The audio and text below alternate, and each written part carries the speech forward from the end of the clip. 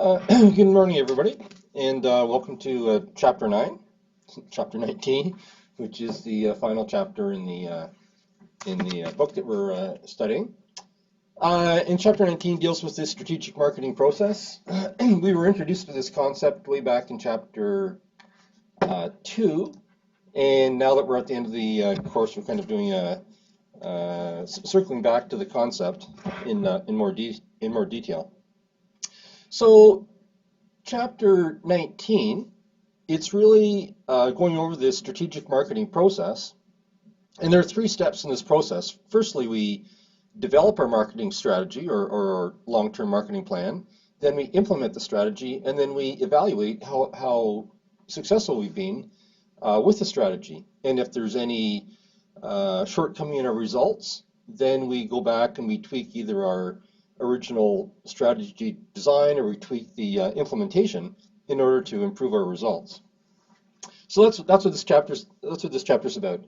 So the first little section in this chapter looks at two different methods that marketing managers can use to allocate their marketing budgets. We have a theoretical approach, and then we have a practical approach. And then the next little section looks at three different generic types of marketing strategies. One is this strategy model developed by a fellow by the name of Michael Porter. So we have Porter's generic strategies, we have profit enhancement strategies, and then we have these market product synergy based strategies. So we'll go through each of those three different models of strategies. Marketing strategies. Okay, and then we look at some characteristics of effective marketing plans and look at some problems that typically crop up with marketing plans. And then we look at during the implementation stage, we have to design our marketing department in some fashion, and we look at some different ways that marketing departments can be organized. And we've seen some of these different ways back in Chapter 18. And then we look at the role of the product manager. And then during the evaluations stage of the strategic marketing process, we use metrics to evaluate how successful we've been.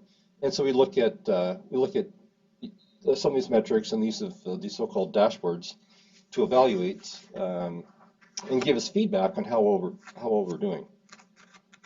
Okay, so let's just move on. Oops. Okay, so as I mentioned earlier, Chapter 19 ties back to this concept of strategic marketing process that we were introduced to back in Chapter 2. And way back in Chapter 2, we looked at companies needing to, first of all, you have to establish some goals for yourself. And once you have goals, you need to come up with a plan to achieve those goals. And the plan is simply our strategy. It's simply our strategy. It's our strategy. Strategy and plan are kind of synonymous. And our strategy, our plan, is based around our competitive advantage that we think will give us the leg up in the marketplace. So this chapter starts with an interesting observation. Way back in 2003, some people went out and did a study of organizations to see what were the factors that made companies have the best financial performance. And they studied something like 200 different management tools and techniques, and they came to the conclusion that there's really just four factors that make successful companies successful, at least in the marketing side. So firstly, what these successful companies have is a clear and focused strategy. So we're going to look at these three strategy models in Chapter 19, Porter's generic business strategies, profit enhancement strategies, and these market product synergy strategies. And then another characteristic of these successful companies is that they had good implementation of their strategy. And so we look at some techniques for successful strategy implementation in Chapter 19. These successful companies also had a culture that encouraged performance, high performance in their workforce. And then finally, they had a structure that was bureaucratic free. And so it made it makes companies more flexible. It pushes the decision making down to the frontline staff rather than keeping the decision making back in the hands of the managers. And that allows the companies to be more flexible in dealing with problems with their in the marketplace. And so we look a little bit at some different ways companies can organize their marketing departments in order to be most effective. And so the final conclusion is these successful companies were good at all four of these. They practiced all four of these. They had the right strategy, they had good implementation, they had a culture that encouraged achieving goals, and they had the right management structure, an organizational structure to achieve their goals. Okay.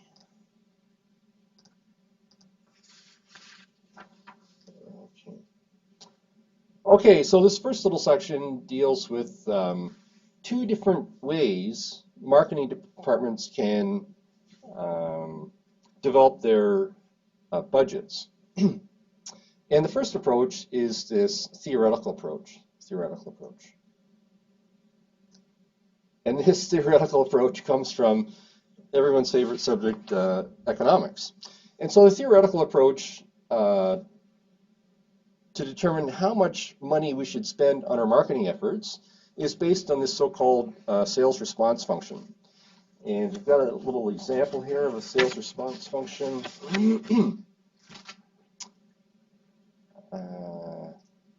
So the sales response function relates our independent variable is our marketing expenses, marketing expenditures.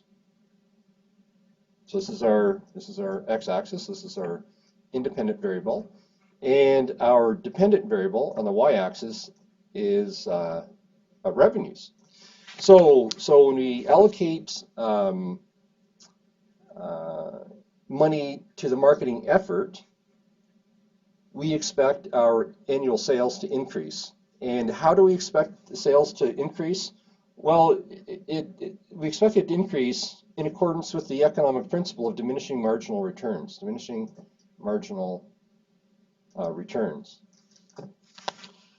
So what happens is, so in this slide example, this is based on Cheerios. Fruity Cheerios.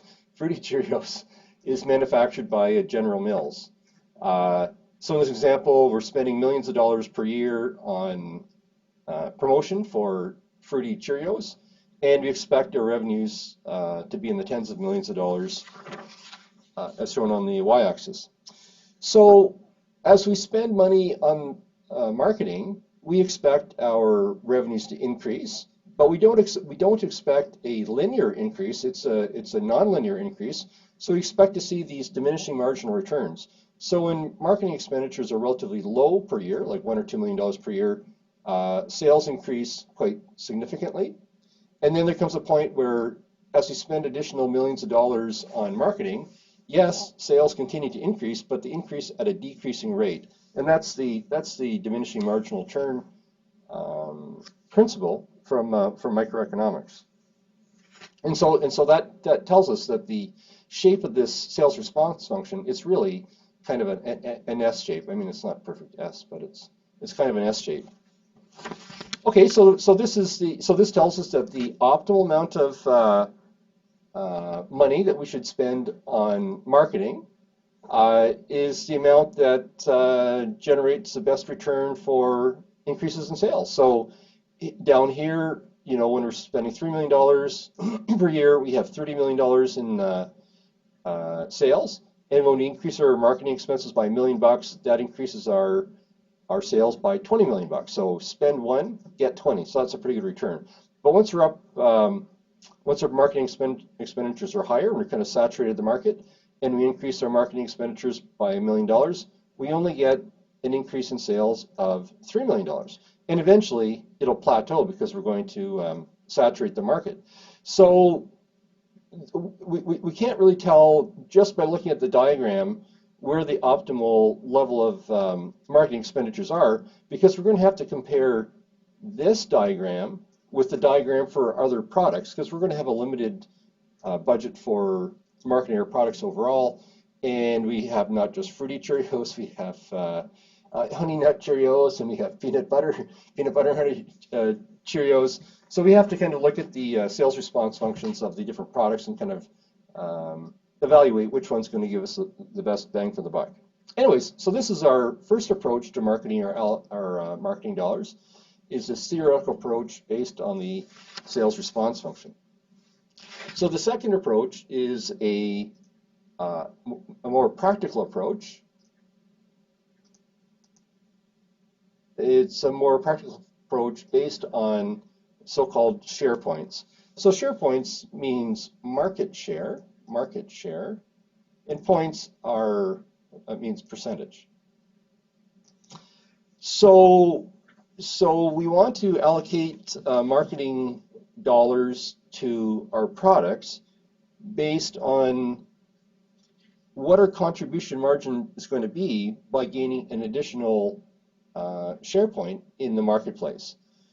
So again, we're going to have to compare the results of our different products, and we want to decide how much market share do we want. Do we want to have a 20% market share? Do we want to have a 30% market share? And we'll continue to spend money on our marketing program in order to reach our target market share. So this concept of market share, it's quite common, and I know you're familiar with it. But I have some examples of just some ordinary usage of the market share concept. So here's some information from about the market share of different airlines in the Canadian airline industry. So it's from 2012, so it's a little bit dated, but it doesn't matter. So in 2012, for domestic flights within Canada, Air Canada had a 55% market share, and WestJet had a 35% market share, and the other airlines had about 10% market share.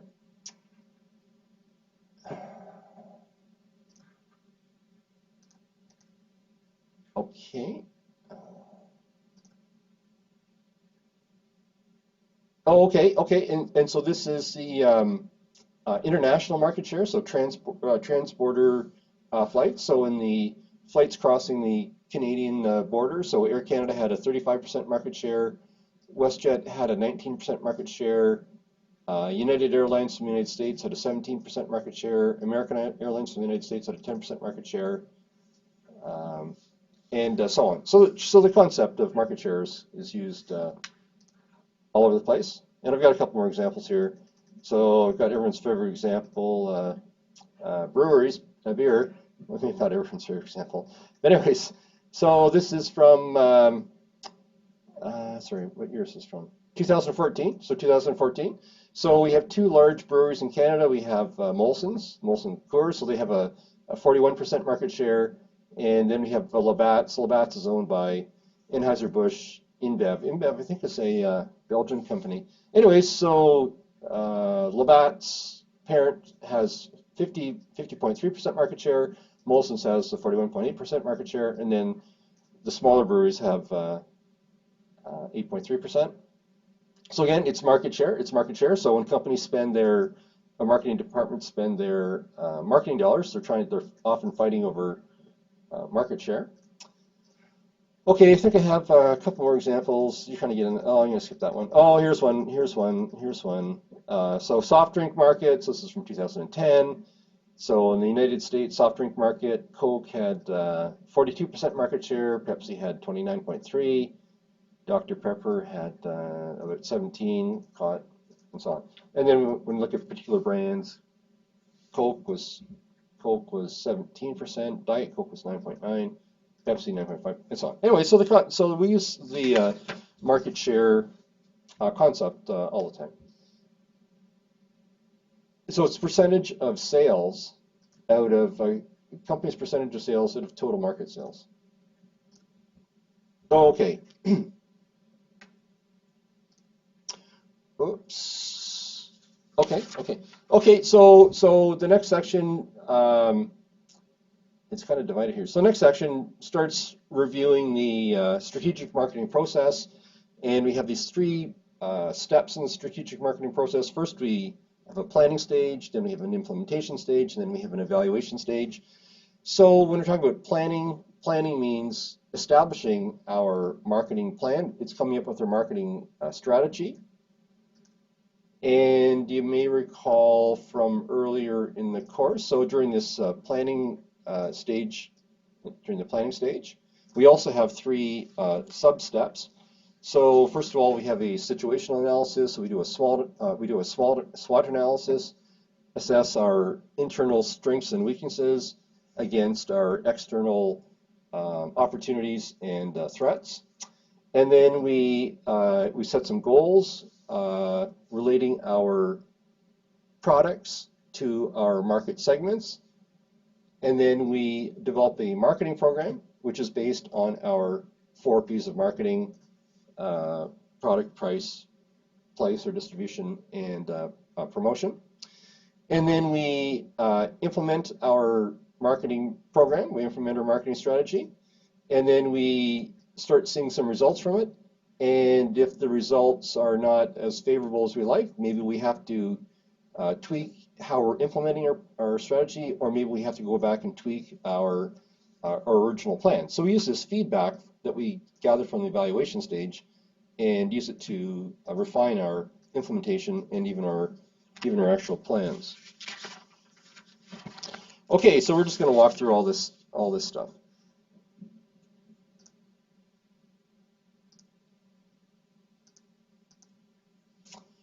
Okay, so during the planning phase,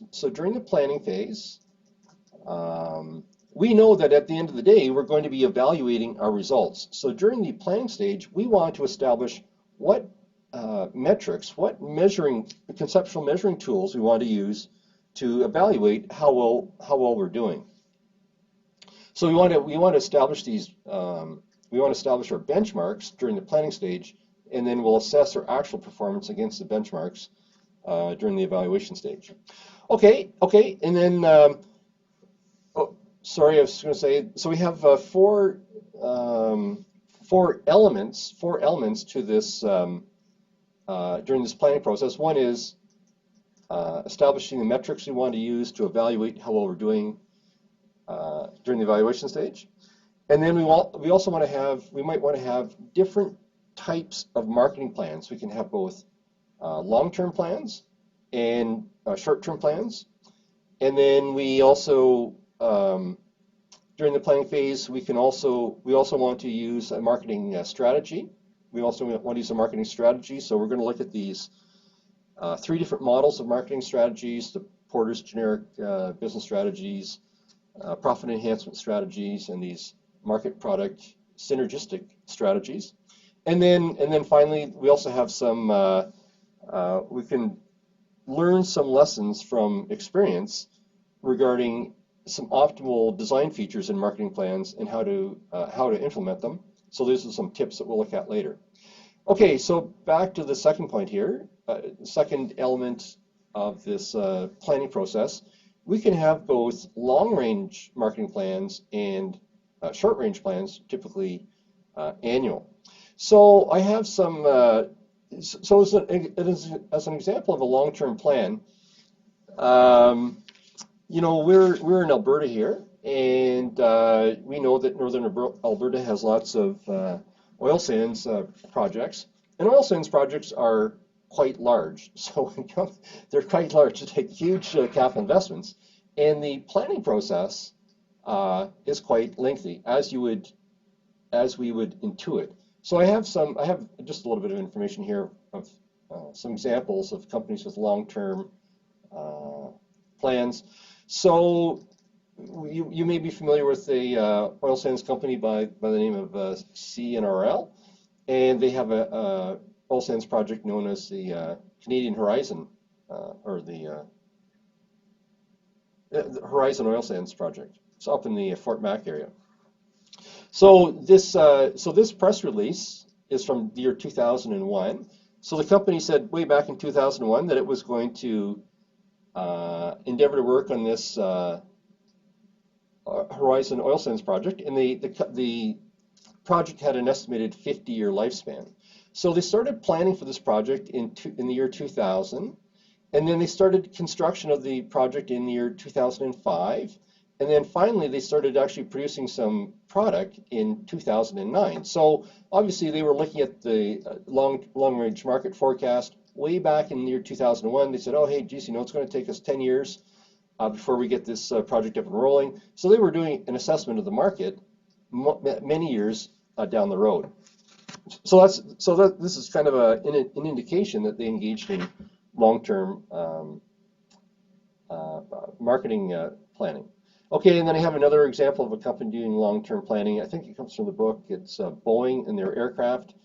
And we looked at this earlier, but I'm just going to point something out also about this.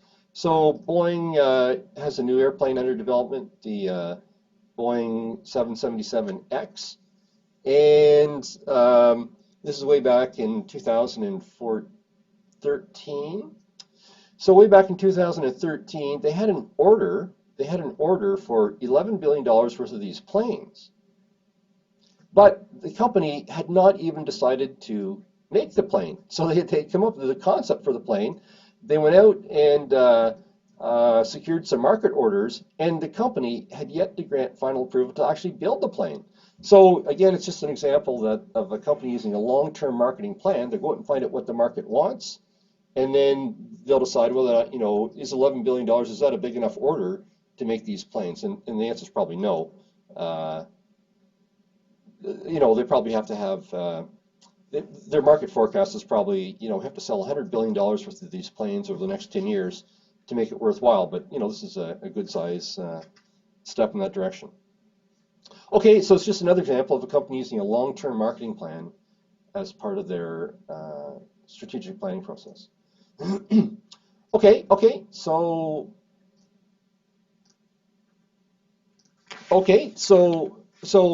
companies can also have, in addition to having short-term marketing plans, they also have,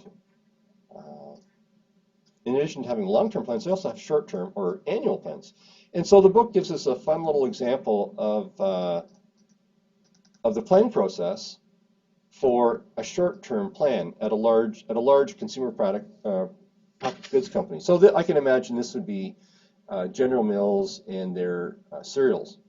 So what this little chart shows is that so they came up with an annual plan, but the actual process to develop this annual plan, effective fiscal year 2016, starting July 1st, 2006, or 2017, starting July 1st, 2016.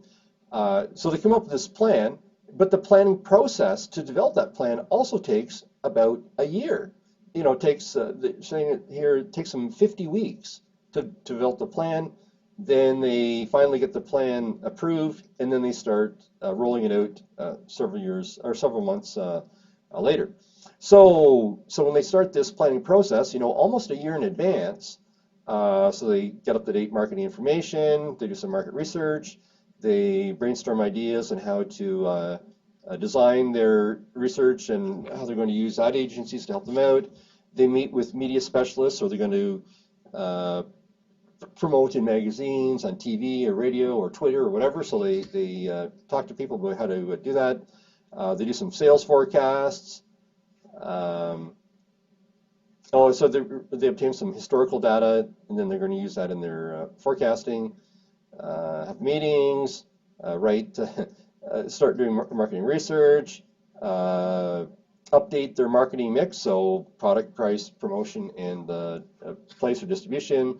Kind of guess at what the competitors are going to be up to. They draft a plan, get approval from marketing director, and then get final approval, and then they start implementing it about a year after they started. So there's quite a bit of work that goes into even this short-term plan that's only going to cover 12 months. And so, of course, when they're done that planning process, they start all over again for the next year.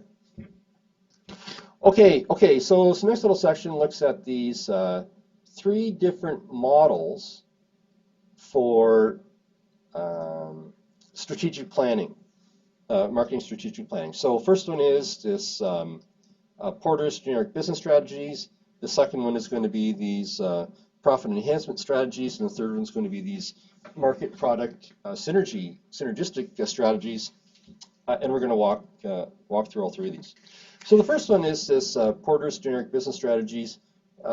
This Porter guy, his name is Michael Porter, and he's a professor of business at Harvard Business School, and he's still alive today. He's come up with this matrix of these generic business strategies that any business should be able to use. And the matrix is based on two variables and two subvariables. So let me just click on here. Okay, so we have so this is a little matrix that has here's our x-axis. Here's our x-axis. So we have product features. I'm going to call these product features, even though it's so. So how are we going to make our product appeal to our customers? So Porter says the competitive advantage that we have in the marketplace that makes our product stand out against the competitor products, it can either be, it says here low cost. I kind of like the word low price myself. So we can sell our products based on it having a low price. Or we can sell or try to market our product based on product features per se. So faster, shinier, more nutritious, distinct product features, otherwise known as differentiation. So this is our x-axis. These is the product features, and I'm counting price as kind of a product feature. And then on the y-axis, we have the market scope. So are we going to try to focus our product on a very large market, or we're going to try to focus our product on a very small market? And so when we have this matrix of the x and y axis, and this gives us these four possibilities. We can try to have low price products targeted towards a broad market, and so that's known as a cost leadership approach. So the company tries to drive down its production costs, and then it can pass on those low production costs in the form of a low price to the customers. And it tries to sell in many market segments. So Campbell Soup, for example, they probably have a couple dozen different flavors of soup, and they're selling it to the broad market. Another great example of a retailer that uses this cost leadership strategy is Walmart. They have low prices, and they're trying to appeal to everybody. Okay, and then we can use a differentiation strategy. So we're trying to market our product on the basis of distinct product features, but again, we're trying to sell to a very broad market. So General Mills, they make Cheerios cereal. So we have all these different flavors of Cheerios cereal, and they're targeted towards people that eat breakfast, which is pretty well everybody. Okay, and then we can use a so-called cost-focused strategy. So again, we're kind of focused on low-priced products targeted towards a very narrow market. And the example here is IKEA. So IKEA is just in the furniture business. Unlike Walmart that sells furniture and food and clothing and boots or footwear and pharmaceuticals and school supplies and garden equipment, IKEA pretty well just sells household furniture. So they have a very narrow market. They're just trying to sell their product to people that want to buy furniture, and it's relatively low priced. And then we can also have a differentiation focus strategy. So we have unique product features targeted towards a narrow market. So I think this example is the yogurt people. Chobani yogurt. I think it's Greek yogurt. So it's not just yogurt, it's Greek yogurt, which if any of you have never had Greek yogurt, I have Greek yogurt every day. It's my favorite. It's very high in fat, but it's very, very tasty. I definitely not into the low fat yogurt. I hate low fat yogurt, but and Greek yogurt is just it's like cream cheese. It's obscene. Anyways, okay. Okay, so we have so the first model of business strategies or marketing strategies is Porter's for generic business strategies based on this little matrix. And then the second, oops. Okay, so Walmart uses a low cost strategy.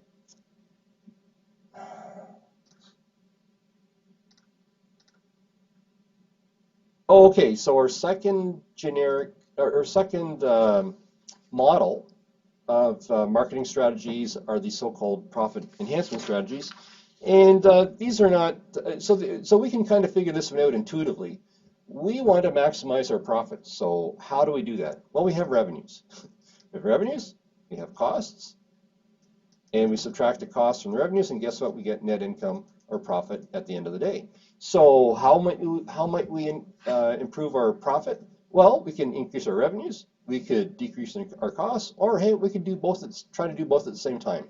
So these profit enhancement strategies look at ways of doing exactly that. How could we increase our revenues? How could we decrease our costs in order to bolster our bottom line?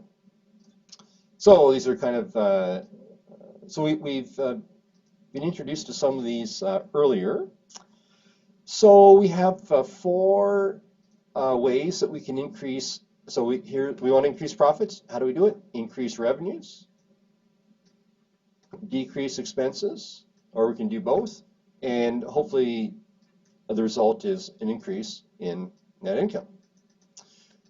So how might we increase revenues? So we have four approaches here, and we were introduced to these approaches way back in chapter 2. We can use a market penetration strategy, we can use a product development strategy, we can use a market development strategy, or we can use a diversification strategy. So you may recall way back from chapter 2,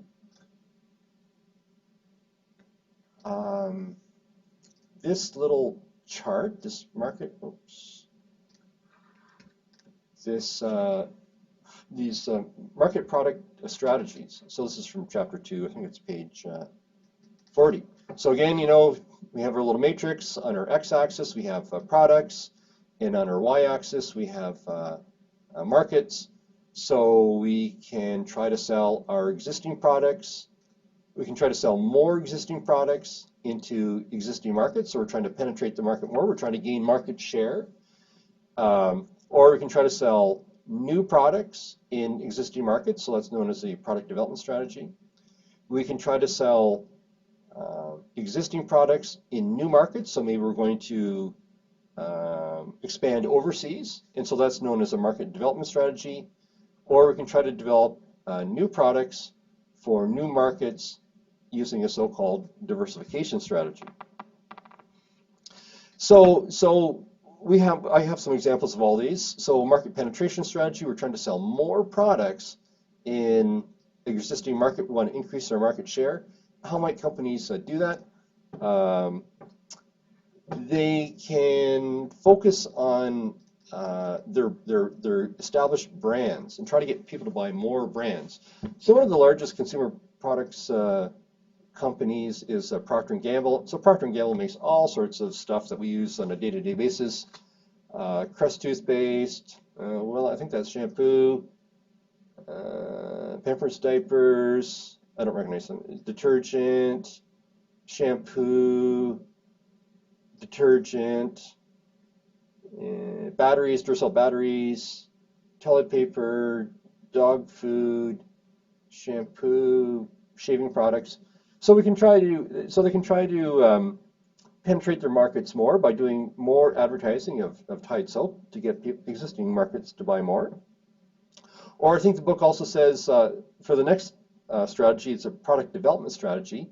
The company can try to develop new products to sell in existing markets. And I think the poster child is Johnson & Johnson. It's another large consumer products company based on health. So Johnson & Johnson makes baby care kind of products, skin care products, wound care products, so Band-Aids, all that kind of stuff, mouthwash. So they come up with new flavors of mouthwash.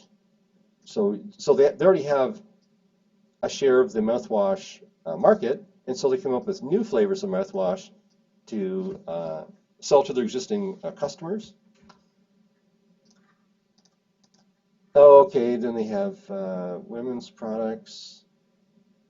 Okay, they make Tylenol. Oh, they make some food products, the fake sugar stuff, and then some eye care products. Okay, then we said another one of these market product strategies is market development. So selling existing products in new markets, and an example of that is Disney. So Disney has these resorts, Disney resorts, and they open up new resorts in different parts of the world. So there's Walt Disney Resort. I don't know if Disneyland is in, one of these is in California, the other's in Florida, and then they also have a resort in Hawaii. They also have one in Paris. They also have one in Tokyo. They also have one in Hong Kong, one in Shanghai. So they're using the same concept of these Disney resorts, and they're just moving into new markets around the world because they only need 2 in the United States. Okay, and then finally, the final market product strategy is diversification, and I don't have a slide for that one, but the example I'm going to use is Richard Branson. He's got like 300 different companies, and he's now expanding into space tourism.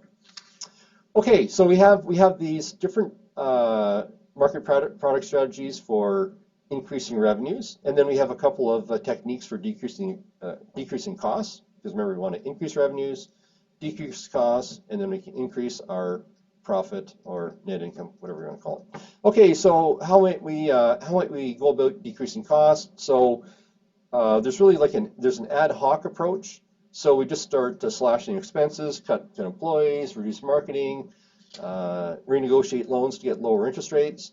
So there's kind of like this ad hoc approach.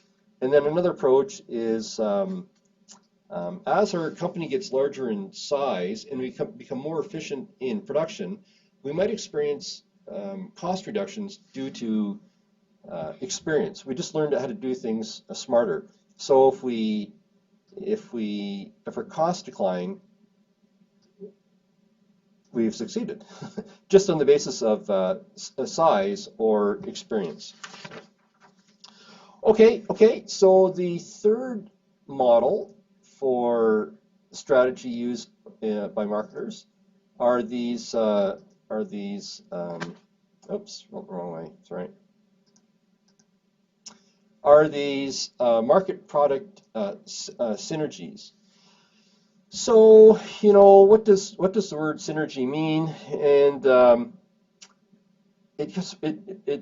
another way to describe synergies, sometimes we might say it's economies of scale. Economies of scale.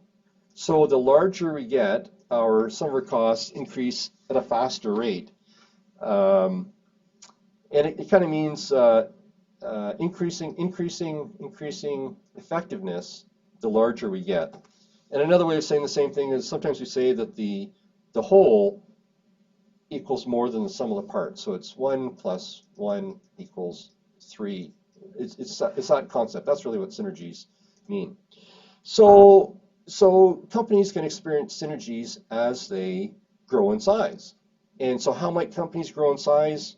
Well, they might simply have internal growth. They just have natural internal growth, or they can grow by merging with another company or by buying another company. So it's kind of external based growth.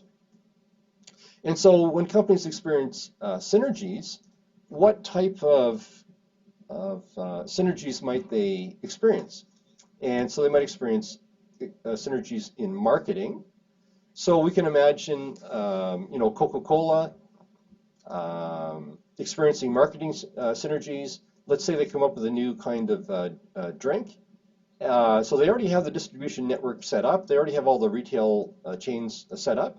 So for them to put their new product on their trucks to take it out to the retailers is a pretty low cost proposition.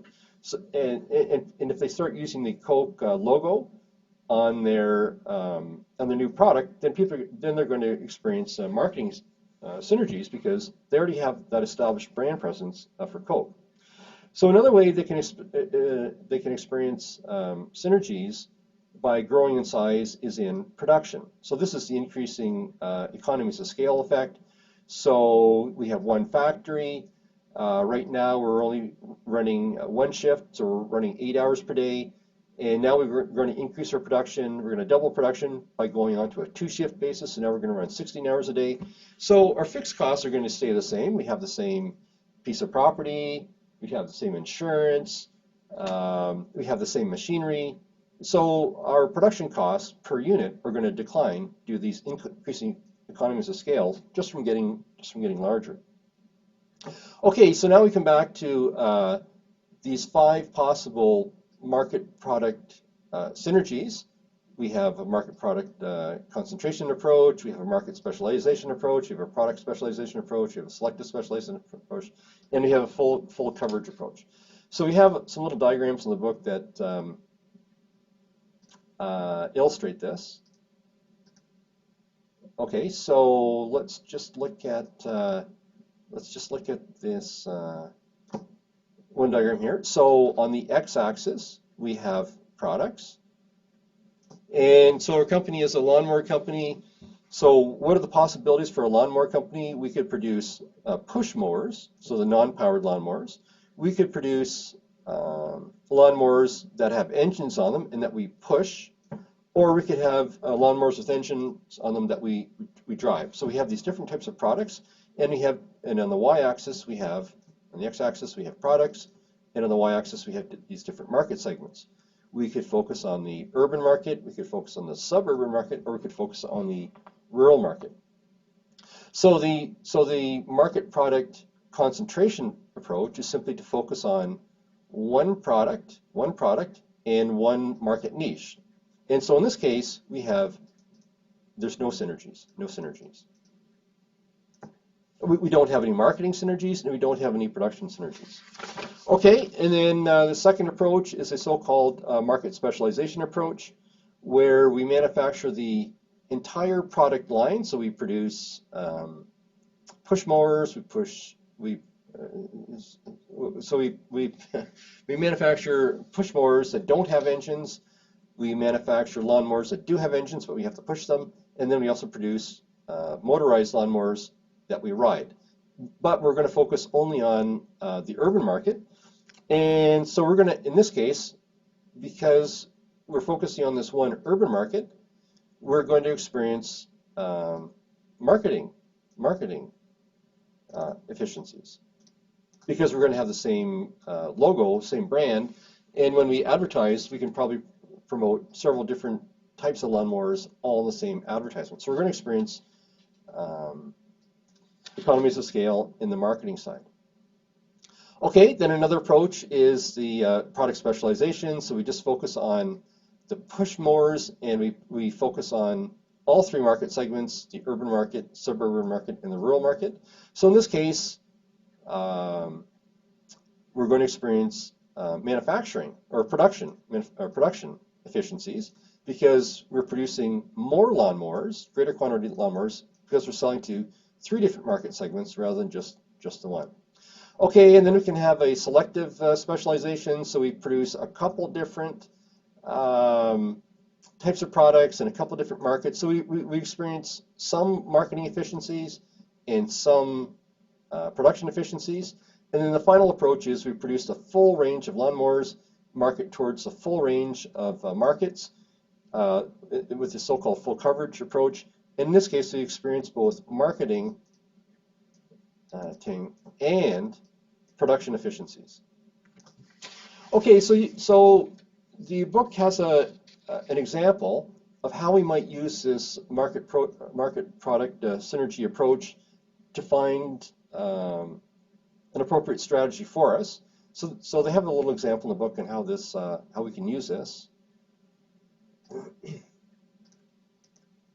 Okay, so here's our starting point at time 1. So our starting point is we currently produce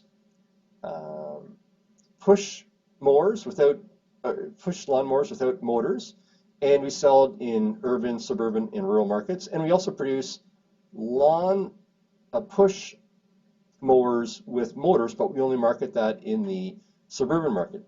So if we want to gain more efficiencies, we want to gain more synergies, whether in the marketing side or the production side, or if we want to achieve both, we might try to find another company that specializes in these other markets and other products, and then see if we can merge with them or buy with them.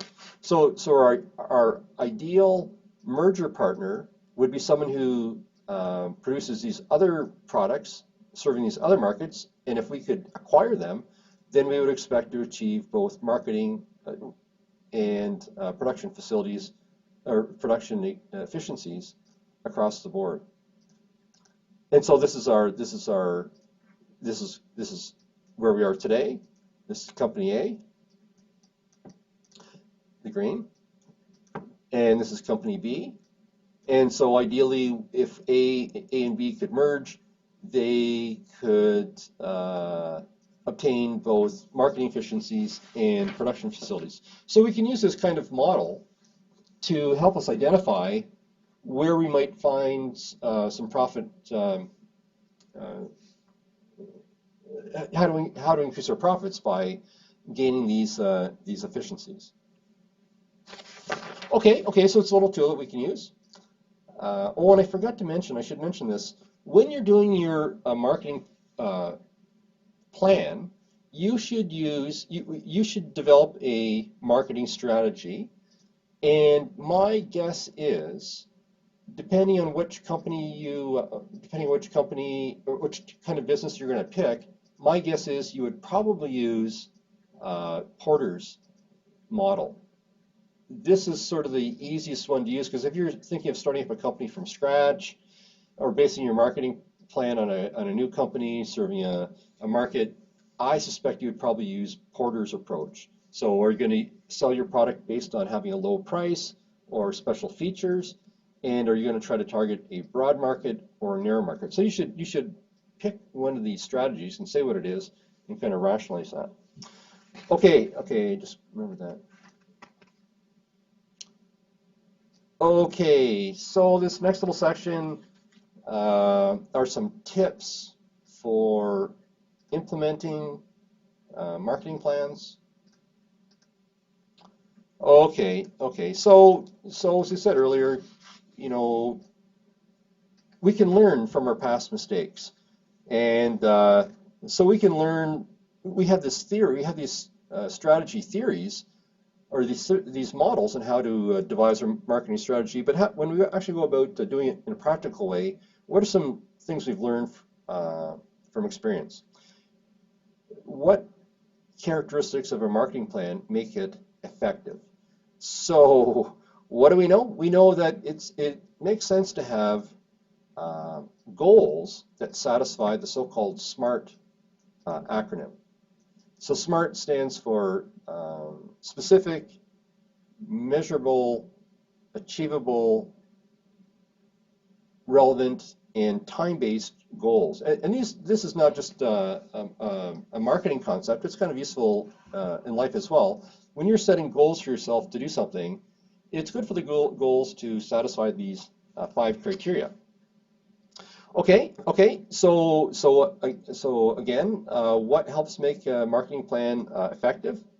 Well, the plan should be based on facts rather than speculation or theory. And my poster child of a company that failed to do that, you may recall, is Tropicana, and their plan to change their packaging for their orange juice. If you all recall, at Tropicana, they spent about $50 million trying to change their packaging for their orange juice, and it failed. And so they had to go back. They went back to the original packaging design. So they weren't in tune with their market. So they weren't in tune with their market. So they kind of had this theory that, geez, if we can kind of jazz up our image in the market with a new package, and they blew it. So they weren't really in tune with things. Okay, so what else do we know about effective marketing plans? Well, they should be simple, and it kind of follows the KISS principle: keep it simple, stupid. Because the simpler it is, the easier it is for people to understand, and the easier it is to implement. Okay, so the plan should be comprehensive, and so it should address all the 4 P's of marketing. It should have a strategy for product strategy, a pricing strategy, a distribution strategy, and a promotion strategy. Okay, and ideally the plan would contain some flexibility to it. So if something wasn't working, you were able to make changes on the fly. Okay, another key is finding the right person to implement it. So we'll come back to this in a minute. It really means having a champion for the marketing plan, and a good way of getting the right people to implement your plan is to involve them in the planning process itself. Because if people kind of buy in during the planning stage, well, then they know how it's supposed to work. So they're good people to implement it. So it's good to involve the implementers as part of the planning process. And then, of course, it makes sense to have everybody on the team seeing things from the same perspective. And again, the way you build consensus around the plan is to involve people in the planning process. Okay, so what are some typical problems found in the planning stage and the strategy development stage? So some of these problems are the plan containing false assumptions about economic conditions or how competitors are going to respond or behave. Of course, nobody has a crystal ball, but if we project high economic growth and we go into a recession instead, well, maybe our plans are going to fail. Okay, another problem is losing sight of our customers. So you recall way back in Chapter 1, the first objective of marketing is to discover the needs of prospective customers. So we have to stay in tune with what our customers actually want. And an example of a failure of that, I go back to my Tropicana packaging example. Okay, another problem with some plans is they have too much detail. We kind of get detail, our minds are kind of funny things. Sometimes our minds like lots of detail, but sometimes our minds if we just have lots of detail, our minds get persuaded that the plan must be correct just because we have lots of detail, but that's not necessarily true. We could have lots of trivia in there, so it persuades you that the idea is sound, but it really isn't because you've kind of missed the big picture. So sometimes plans, they just have too much information of minor importance and should really focus on the key factors instead of all the trivia. Okay, and then another problem with marketing plans is sometimes they don't have ownership by the people that are required to implement them.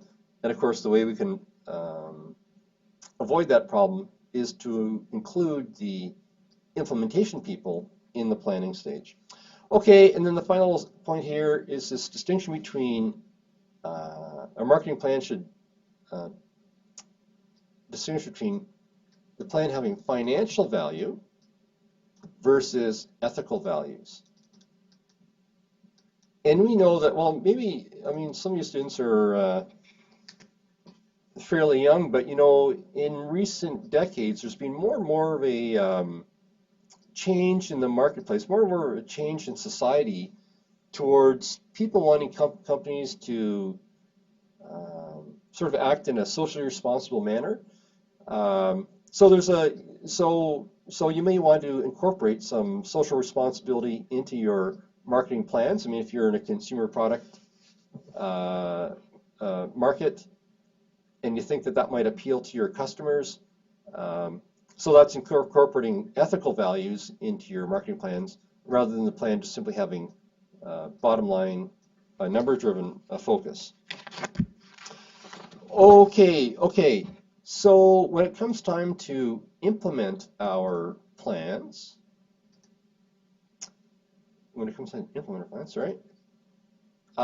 We can experience problems uh, during the implementation stage.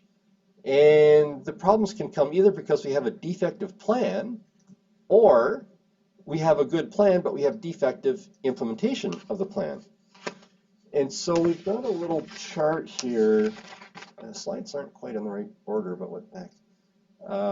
We have a little bit of a chart here that kind of scopes out these possible problems. So on the x-axis here, we have the marketing plan and the marketing strategy, and we can have a good plan. So here's our x-axis. We can have a good plan or a not so good plan, and then we have implementation on the y-axis. And we can either do a good job of implementing our plan, or we can do a bad job. So there's 4 possibilities here. We can have a good plan, good implementation, and we're all happy, we're successful. Or we can have good implementation of a bad plan, so we're not going to get very far. Or we can have bad implementation of a good plan, so again, we're not going to get very far. Or we could have bad implementation of a bad plan, and of course, we're going to fall on our face. So we have these 4 possibilities on why we may not be successful with implementation of our marketing plan. So just to go backwards a little bit.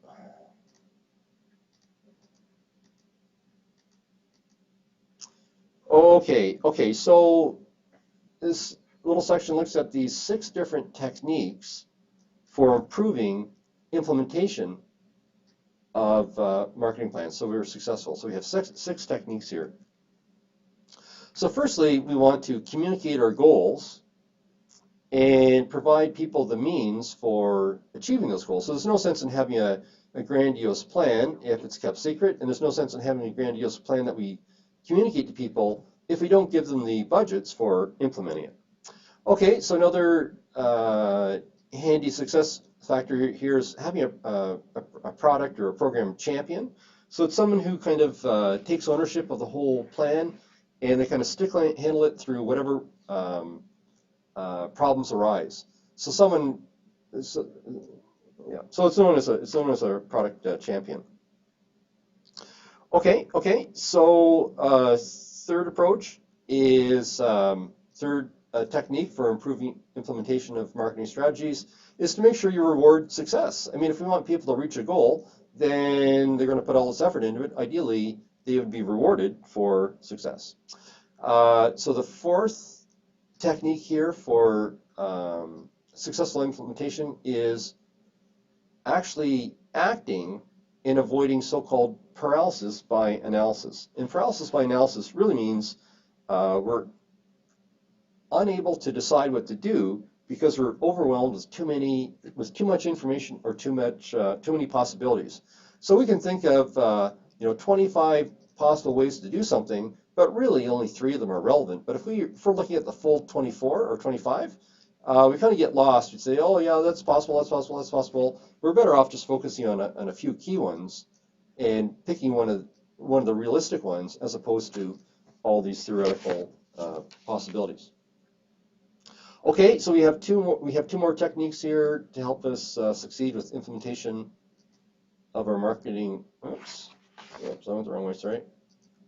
We have 2 more techniques for helping us succeed in implementing our plan. So encouraging open discussion amongst our team members, and that helps to avoid so-called groupthink.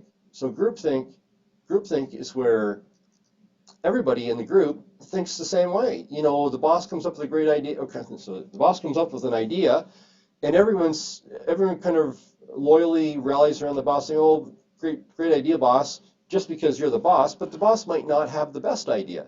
So if you encourage people to have independent ideas, the boss has his idea, other people have theirs, and maybe the best idea will kind of shake out with this competition for ideas, rather than simply people towing the line because some important person developed the idea.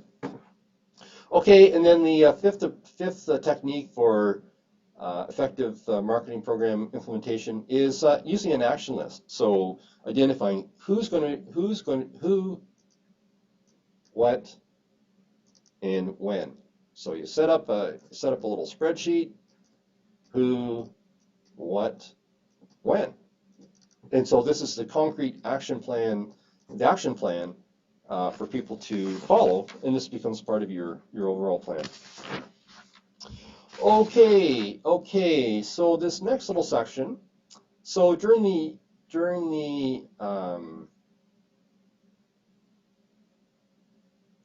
implementation stage, we need to have some structure to our marketing department.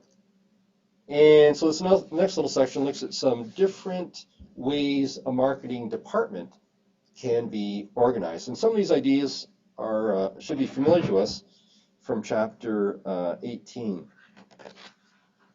So the example used in the book, it's another large consumer products company. This is Pillsbury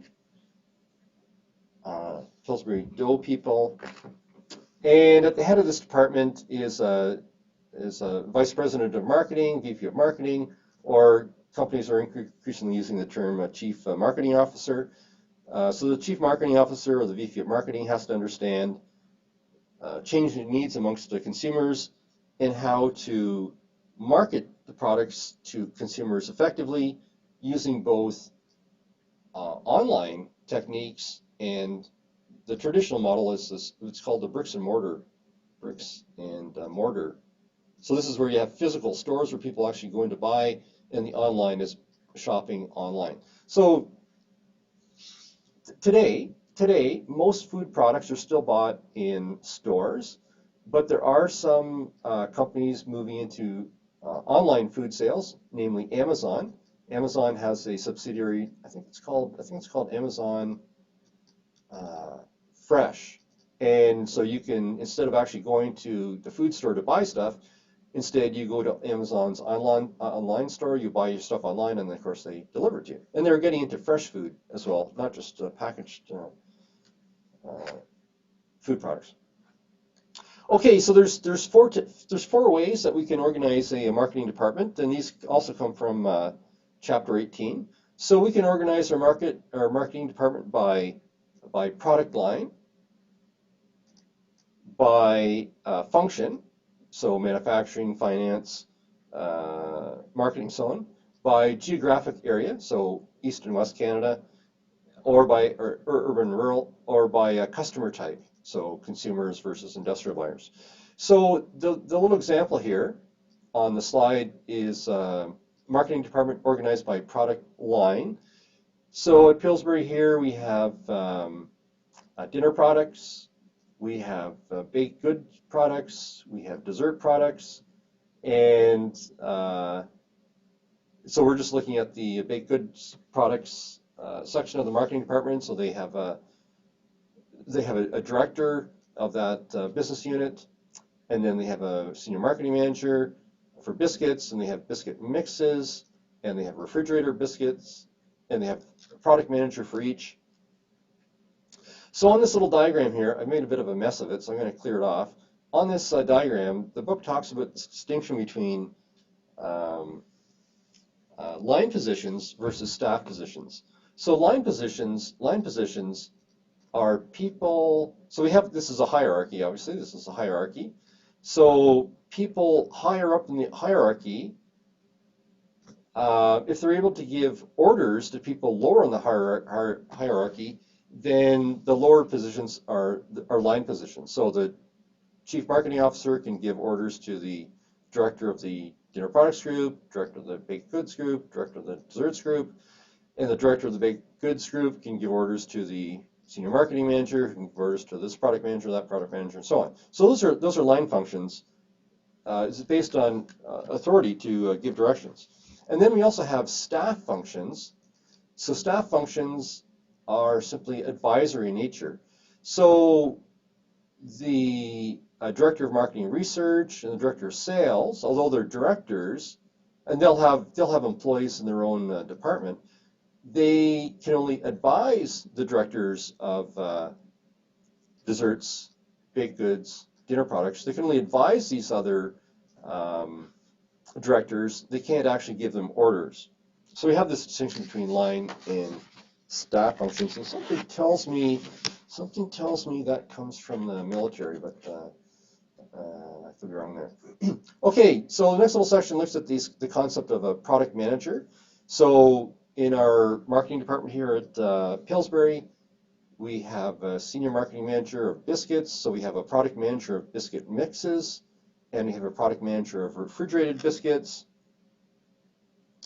And the marketing manager, the job of a marketing manager is to plan, implement, and evaluate. So the job of the marketing manager or the product manager is to engage in this strategic marketing process that we're looking at here in chapter 19. And of course, when we have these marketing plans, we have both long-term plans, and we also have the annual or the short-term plans for the particular product. So for the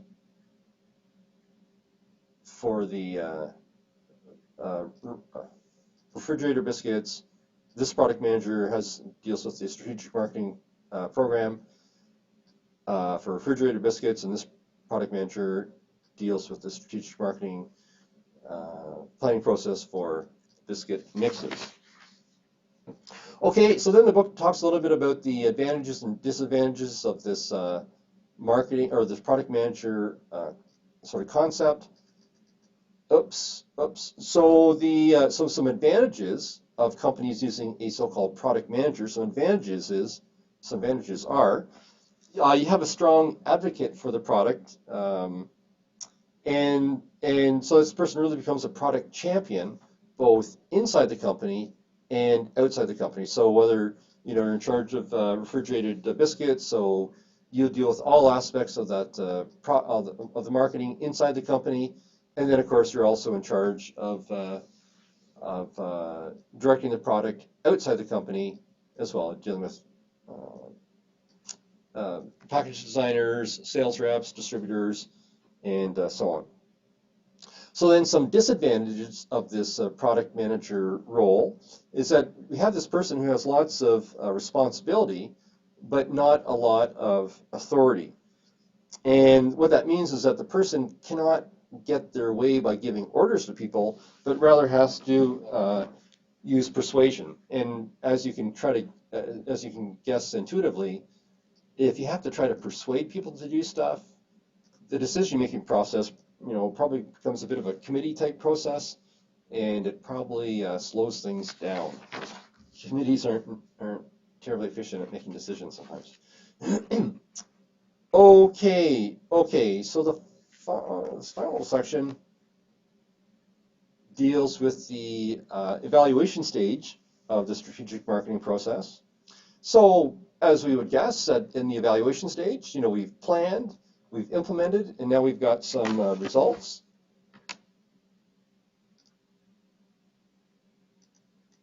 So we've planned, we've implemented our plan, and now we get some results, we get some feedback, and then we take that feedback and maybe we have to tweak how we're implementing things, or maybe we have to tweak our actual plans itself. So during the evaluation stage, we're evaluating our actual results against our goals, and we're going to do a quantitative assessment. We set a sales target of so many units, or we set a sales target of sales of a certain dollar value, and then we're going to compare our actual results against what our original goals were. So when we're measuring the effectiveness of our plan and implementation, we're going to try to quantify that. And so we're going to use some metrics, some conceptual tools to see how successful we are. So maybe some of our goals were market share. We want to have a 30% market share. If we're a retailer, retailers often measure the success in sales per square foot. I don't know, or maybe it's per meter here in Canada because we're officially metric, I guess.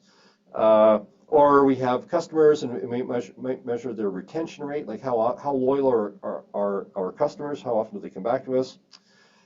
So we have these measuring metrics that we use.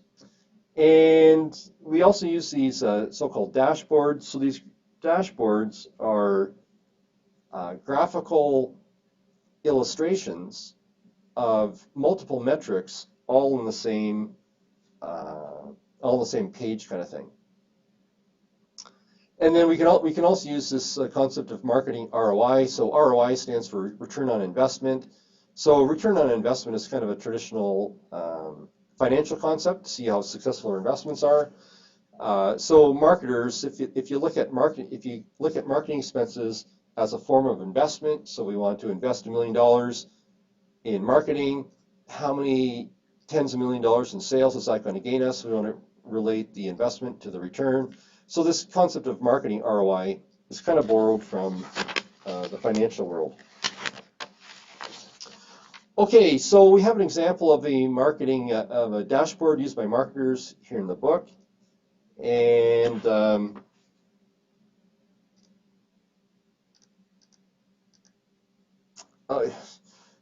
slide's obviously not very big, so it's kind of hard to see this, but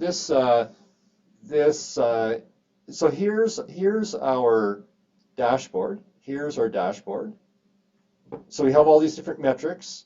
Geez, I wish the slide was bigger, but maybe I can actually make it bigger. Let me just try this.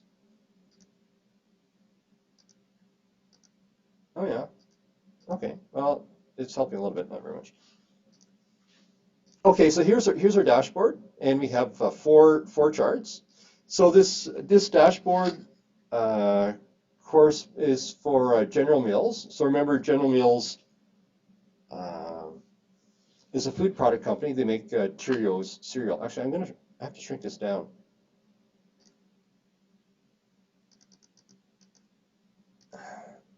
Okay, I'm just going to clear that. So General Mills is a food products company, and I have a list here of some of their brands, just so it'll twig in your mind. Okay, so here's some General Mills brands. They make they own Betty Crocker cake mixes, Cheerios, Chex cereal, Cinnamon Toast Crunch. I'm guessing that's cereal. Don't know what that is. Sounds like cereal. Hamburger Helper, Fruit by the Foot. Don't know what that is. Lucky Charms cereal. Don't know what that is. What else do they do? Okay, so Nature Valley, something, it's like a fruit bar, I think. So Nesquik, the chocolate milk powder. Oh, there's Pillsbury, so General Mills owns Pillsbury. They own the El Paso brand for taco seasoning and taco shells and whatnot. Pizza Pops, I don't know what that is. Yoplait yogurt. Anyway, so they have a number of well-known food product brands. And in the illustration in the book of a marketing dashboard, it relates to the Betty Crocker brand, and it actually relates to a Betty Crocker product called Warm Delights. It's brownies. It's brownies. It's brownie ingredients. So fudgy chocolate chip cookie. Oh, I guess cookies as well. Hot fudge brownie, molten caramel cake. Okay, cakes and brownies and cookies. I guess what it is. So this is Warm Delights. So this is the dashboard in the book is based on this product. Okay, clear back. Okay, so just an example of how this dashboard works. So we have these four metrics. We have I can't read that. Sales per distribution channel. Geez, I'm gonna blow it up. Try to make it easier to see. Okay, a little bit hard. Okay, that might be a little bit easier to see. Okay, so we have sales by distribution channel. So we have Betty Crocker's selling their warm delights. They sell it through grocery stores. They sell it through mass merchandisers. They sell it through warehouse kind of stores. They sell it through drugstores, and they sell it through convenience stores. And so this dashboard relates to months of the year. And so the second metric we have are number of stores in each one of these distribution channels covering the warm delight or carrying the warm delights products. So lots of grocery stores, almost 100%. Mass merchandisers, almost 100%. Warehouse stores, only about, I don't know, 65%. Okay, then we have total sales in dollar terms by distribution channels, so grocery store, mass merchandisers, warehouse style stores, drugstores, and convenience stores. So obviously, grocery stores are the most important means. But here we're comparing December sales versus November sales, and we see this big increase in sales in drugstores in December versus November. Okay, and then our final metric is average number of flavors carried by channel. So if you recall back on to that Warm Delights slide, there were actually 6 different product types there. You know, the cookies, the brownies, the cakes, and so on. There were 6. So how many of those different product types are carried by each one of these channels? So in grocery stores, in November, the average was about 5 1/4 products per store, and in the month of December, it increased a little bit. Likewise with mass merchandisers. And in drugstores, the number of product types carried increased from about 1.5, an average of 1.5 to about 3. So there's been this big increase in sales in drugstores. Okay, so we have this marketing dashboard with all this information on it. So how do we interpret it? So what we see is that in the month of between November and December, there's been a relatively large increase in unit sales by drugstores. I mean, it's still fairly low overall, but the number of units by drugstores has increased, and it's been increasing in the grocery section as well. And likewise, you see increasing sales by grocery stores. This wide line is November, and the narrow line is December. And again, sales by channels, we see significant increase in drugstore sales, decrease in grocery stores, sort of flat in mass merchandisers, flat in warehouse, flat in convenience stores. So there's something going on here with the drugstores. And then well, we also see that in December, drugstores carried more product types than in November. And so when we look at all this information together, what do we figure out? Or how do we interpret this data? And then, so this just gives us the data, and then we might have to go back to some other information sources to find out what's going on. And the book tells us that in the month of December, General Mills picked up a large drugstore chain as a form of distribution. And so that kind of drove the increase in sales in drugstores in the month. And so when we look at that, we might say, okay, how might that govern our behavior in the future? And so we might say, geez, oops, wrong way, sorry. We might say, hey, maybe we need to see if there's any other large drugstore chains out there that don't yet carry our Warm Delights product, and maybe we should try to see if we can market our product to those other drugstore chains, because we had such good success in December with the one chain that we picked up. Maybe there's some other possibilities that we should focus on as well. And then another conclusion is, another possible course of action is, we notice that we've had some increased sales in the month in the winter, and the book. So here's the winter. So drugstores are good, had increase in sales in grocery stores and drugstores in the wintertime. The book tells us that there's a bit of a seasonal factor in the sales of these hot desserts.